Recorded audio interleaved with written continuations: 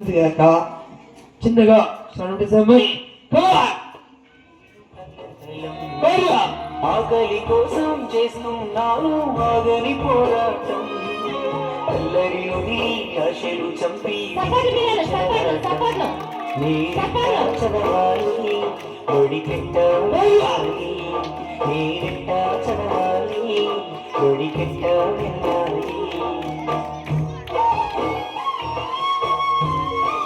వెళ్ళాలి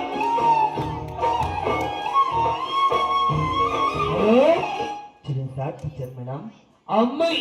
మెడకాయ కొట్టింది సార్ మెడకాయ ఇక్కడ ఉంది సార్ పట్టపట్టి కొట్టింది సార్ లెక్కర్ లెక్క మరి లేత నడుముక్కలన్నా టీచర్ మేడం ఇది కొట్టింది సార్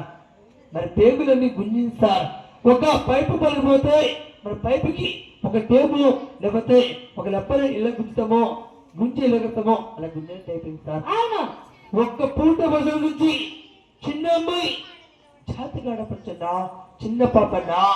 మన గల్లీలో మనవాడలో ఒక చాకలి ముట్టు లెక్క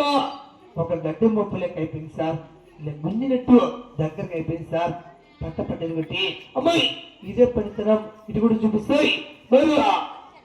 పెద్ద గుణపం పట్టాను బతుకు తెరువుపై కూలి పనికి నేను నడుమే గట్టాను గురువులు లేని చదువులో నేను బరువు గుండెను రాయిగా చేసుకొని బతుకీడుస్తున్నా గోడు ముద్దలు గోటి పిల్లలు ఎరగలేదు నేనేనా గోవులతోనే సావాసం ఇంకెవరు వింటారమ్మా నాకు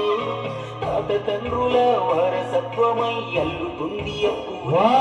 నేనెట్ట చదవాలి కొడికెట్ట అరే బాబు సార్ మన సర్కస్ చేయమంటే సీలింగ్ లెక్క చేయమంటే టేబుల్ కింద దూరి కూర్చున్నాడు అమ్మాయి అరే అమ్మాయి అట్టుకున్నాడు అమ్మాయి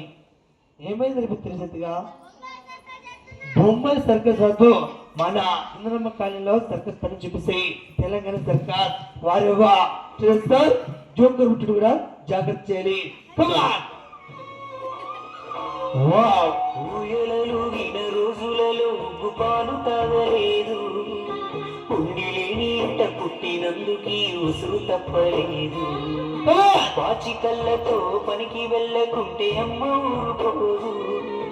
అలిసి నేను అల్లాడుతున్నా తానేమి చెయ్యగలదు ఏటి గట్టున తోటి పిల్లలు ఊరంతా కేరింతలాడుతున్నా